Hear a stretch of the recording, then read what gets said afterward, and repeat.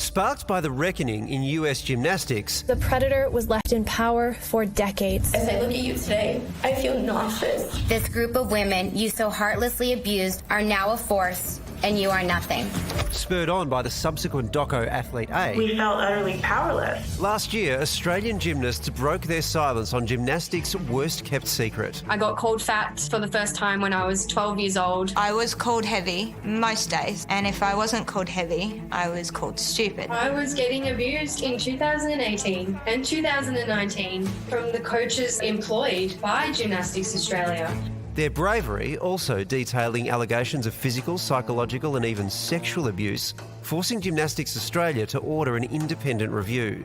Today, the results were handed down. The review did hear about experiences of misconduct, bullying, abuse, harassment and assault. Its findings painting a damning picture of cultural and systemic problems, including abusive coaching, harmful weight management practices and a silencing of athletes. This abuse wasn't just in the day. This abuse was a couple of years ago for some of these women. Gymnastics Australia promising to adopt all 12 recommendations, including retraining and accountability for coaches, better body image resources and an independent investigation of abuse allegations. I feel like sport looks after sport too much when this is really a child abuse issue. Gymnastics Australia unreservedly apologises to all athletes and family members who've had any form of abuse participating in our sport. The sport accused of turning a blind eye, promising to do better. I think the first thing we have to do is accept this is the truth of our sport. And that provides the basis on which we can drive some form of change. Well, Dr. Sophie Vivian is a former elite gymnast who's studied the impact of the sport on developing athletes, and she joins us now. Doctor, you say today's findings didn't come as a shock to you. What was your experience? Look, as a gymnast, I suffered physical and emotional abuse in various forms of the kind that all the other gymnasts have been describing. Which I'm guessing has impacted the whole of your life as well. Would that be fair to say? Oh, absolutely. I mean, you don't grow up in an environment like that where you're constantly terrified, constantly wondering where the next slap is going to come from. You don't come out of that unscathed.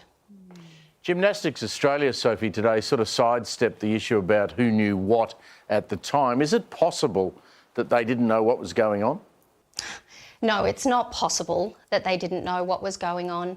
Everybody at the AIS, I mean, I was there in the 1990s and everybody knew what was going on. The swimmers would sneak the gymnasts' food, the other athletes knew. I mean, it's not possible.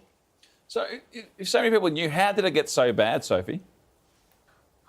I think there was a real desire to win. It was a win at all costs mentality, and, you know, the abuse was just overlooked. And women were coming, well, women, they weren't women. Girls were coming forward from, I mean, they've been coming forward for 3 decades. And every time there's been an inquiry, it's been brushed aside. It's really striking that this seems to be a story in the sport of gymnastics across many, many countries. So in the Eastern Bloc countries, you get this. In the US, you get this now. In Australia, you've had this. Is there something in the sport? Like, is this the only way that you can get elite performance out of people in a sport like this? Or does this actually hinder elite performance? Well, look, the neuroscience would tell you that this kind of abuse hinders performance. So, I mean, we've never done the experiment. We've never had gymnastics that wasn't like this in the sort of modern era. So we don't really know, but my money would certainly be on improved performance when athletes are fed well, when they're not malnourished, when they're treated well, when they're not terrified, and when they're getting adequate rest and adequate, I mean, as children, adequate time for play as well. So if that's the case, why hasn't someone done it? Like, why hasn't someone looked at this and said, you know what, we could actually win a whole lot of gold medals by having a far better culture and a far better training regime? Well, I mean, cultures, they become, you know, entrenched, don't they? And they take a long time and you know, there has to be a real watershed moment for a culture to change. And I think we're finally at that moment. Sophie, if your friends say to you they're thinking about putting their kids in gymnastics, what do you say to them? I tell them, put them in tumbling, put them in a fun class, and make sure you stay and watch. And if they ask your child to start participating in elite gymnastics, you say no, thank you.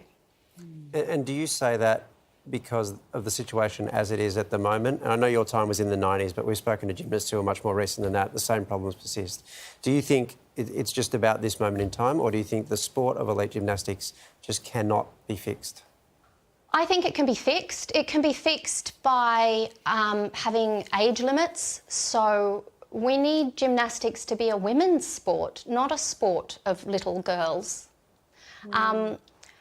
Women are able to make decisions about how hard they want to train. They're able to push back against, you know, training practices. They're able to speak up when they're injured or in pain. Children aren't. So if gymnastics is really going to change, it needs to become what it began as, which is a women's sport. Well, Sophie, we're sorry to hear about what you went through, but thank you so much for talking us through it tonight. We really appreciate your time. Thank you. No worries. Thank you very much.